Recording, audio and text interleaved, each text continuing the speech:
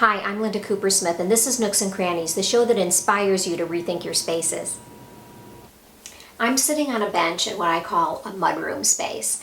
This particular homeowner came to me with a concern. She had a problem, and that was the kids were coming home from school, she and her husband were coming in, they didn't have a place to park backpacks, cell phones, coats, shoes, everything was winding up on the floor by the back door. So on this particular wall, I designed this little nook area, which I call a mudroom. It handles all of those specific needs that I talked about. Storage up high, baskets for additional storage on the side, even outlets on either side with a smaller shelf to park a cell phone for charging, hooks to hang coats, and a place to sit down if you're putting on boots or just want to tie your shoes or take a load off. You have a place to sit down.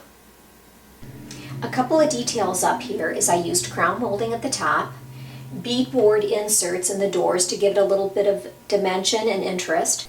To make this piece look more like furniture, I created little feet on the bottom instead of a straight flush baseboard. Also, the drawers below have a shaker style drawer front, and there's pullouts for the shoes. I also added beadboard in the back to give it some more character and dimension. I hope you've been inspired. See you next time.